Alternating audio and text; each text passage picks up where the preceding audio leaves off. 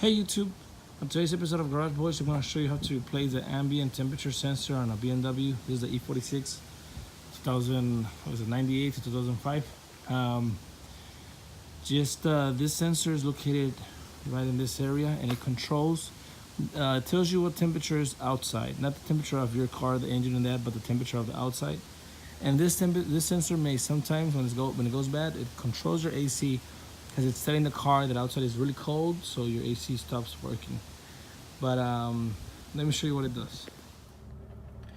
All right, guys. So when your ambient temperature sensor is out, this is the issue that you're gonna be getting. You see how it says -40 temperatures? Basically, the sensor is telling your car or telling you that you're in some extreme freezing temperatures. Watch out. Obviously, that's not the case. The problem is that the temperature will jump. So it will jump from like 122 super hot to -40. Every time it makes that jump back to -40, it's gonna beep, telling you, beep, hey, watch out, hey, it's super cold, go back home or whatever. So it's super annoying. Now it's still for some reason, but it jumps around here and there. And sometimes, not always, but sometimes when you have this issue, your AC stops working. Because again, the car's thinking that you're in a super freezing zone or whatever. So your AC it's not gonna blow cold. Now you may not have this issue, or you may have it. It comes and goes. I've done several cars, and sometimes they have this issue or not. Like fixing that sensor will fix your AC in some cases. I'm not sure why sometimes, but let me show you the location of the sensor and let me show you how to replace it. Okay guys, so now that you know what the sensor does, now let me show you the location of it. I raised up the car using my jack, put a tower for safety, locked out the back tires. Make sure your car's on handbrake. Please take all the precautions. And let me show you the location of it. I got a little bit ahead of the issue just so I can record what's important. My sensor, I don't have it. I'm actually missing the sensor. But let me show you where it is and where would you have it. So just come in right behind the tire, right here. And right here in this section, there's supposed to be a cover. And in that cover, you have the sensor. It's the only thing sticking out. It's a cover just like that one. And actually, you see that hole right there? It's the same way on this side, and then the sensor sticking out in that hole, which is right here. Now, these cars are so low to the ground that this is a very common problem for, people just, whenever they park and they hit that parking bump, and they back up and then it pulls the bumper out or something on the road, it always falls off and stuff or whatever. And then once that sensor is loose, it gets caught up with the tire, and the tire will get it and it will break it and all that stuff. So I don't have my sensor, and I couldn't find not even the harness, anything. It was just a pain in the neck until I saw a video on YouTube, actually. A very good guy, I'll probably tag him. And he shows you that if you have this, then you just replace that sensor, you're done, you're good to go. Now if you have this issue, which is very common, then you're gonna come in here, disconnect the harness for the sensor, the same one for the fog light and the horn. The horn is up there, but just disconnect the headlight, and then it's the same wiring. You're gonna see that it's also a plug for the horn, which is somewhere back there, and I'm sorry I didn't show you guys, but like I said, I just got ahead of it. But just disconnect the fog light, you can't miss it. And then that cable, then you're gonna come to the hood, you're gonna come up here, and you can pull it from here. And it's gonna be this one. See, I already pulled it out. So it was down there and I pulled it out. It's this cable, and it has, the plug for it, like I said, the plug for the fog light and the horn. And then it was all taped up. I guess whenever that accident happened, the previous owner just taped it all the way through, and then the cable where the sensor was missing, which is this too, was just stuck in here, and then it was all taped. It was impossible to know it was there. It looked like a original job or whatever. Until I saw that one video where the guy said, no, the cables come from this, from this harness, from this wiring, and then your harness goes here. So what I did was I just took out the tape until exactly like he said, just there's two blue cables, or yeah, it's aqua blue or whatever, aqua green, and this is it. So I'm missing not only the sensor, which I purchased already, but also the harness, which I'm gonna go buy right now. I'm gonna have all the details on the description. Also, if you want to buy it, you can buy it online, which is where I'm gonna buy it from. And they sell you the kit because I was already looking online. They sell you the kit, and I'm gonna get that. Wait for it to arrive, and then I'll continue the video showing you how to install it. But this is where it goes in case you have the same issue that I have. It's really important to know because you'll get a headache trying to find where it goes and all that stuff.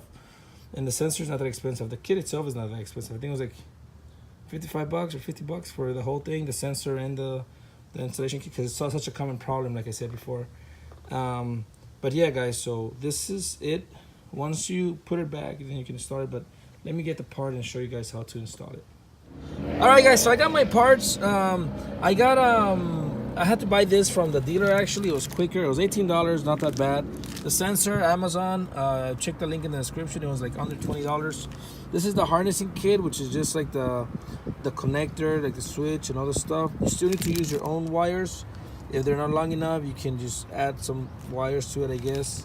But I'm gonna show you how to connect this into this. First of all, I'm gonna use a little knife and kind of cut this and give it a good space of live wire so I can connect put this adapter and then show you what to do next, and we'll connect the sensor in no time. So let me just clean my wires first. All right, guys, so I clean my cables and I'm just doing one. I'm a little bit ahead so I can show you guys. Once you clean them, you cut them about that much, actually it's a little bit less. You're gonna get that yellow plastic, this one that came with the bag, and just run it through just like this.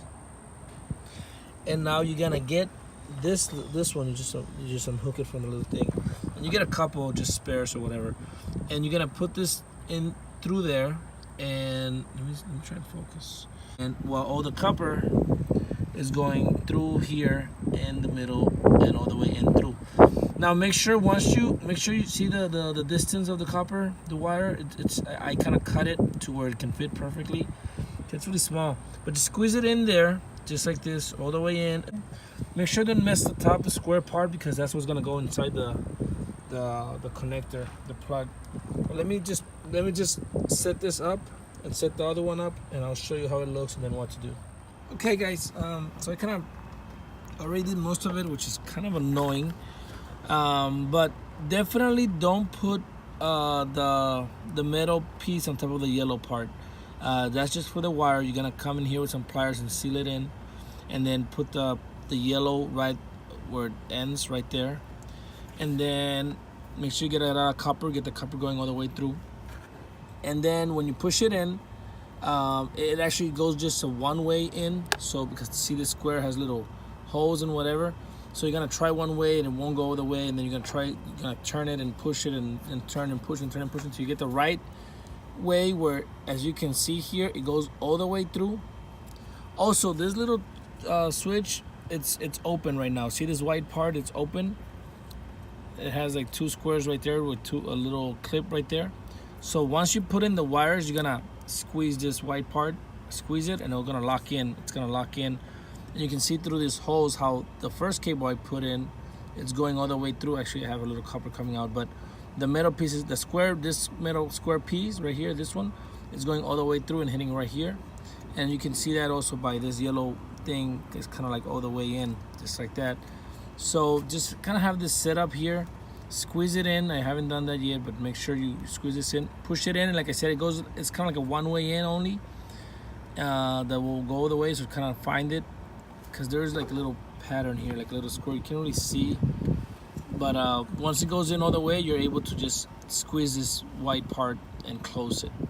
Once it's closed, then we can plug it into our sensor. So just do that, and let me finish this one and show you what's next. All right, guys, I put in the second one, and then like I said, I pushed in the white thing, and you hear a lot of clicking. So even when you press in the cable in, the middle part will go in and will click. Let's see, actually one more in than the other, but they went all the way in. It's just because this cable was a little bit longer. But you'll hear a lot of clicking, and then when you close it, can't really focus there, but you can see that little clip right there. It's in the second hole now, not in the first one. Now I'm gonna connect my sensor, which connects right here. So only one way can connect.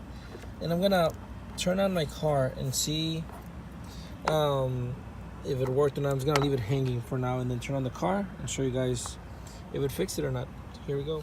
Alright guys, so here it is. I turned on the car and you see the temperature, 81 Fahrenheit, so awesome. It fixed that. AC is back in action because I was having issues with the AC.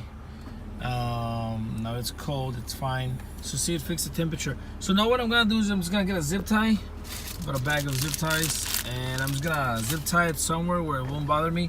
It's probably not gonna give me the perfect or exact temperature of the ambient, the ambient temperature of the outside and all that stuff. But because it doesn't have the covers anymore and it's not insulated from the engine itself, and it gets really hot there. So I'm sure that's gonna throw it off. But it's definitely gonna be close to what it is. And not only that, it's not gonna show 122 or -40, so it's not gonna affect my temperature here inside the car, my AC and my heater and all that stuff.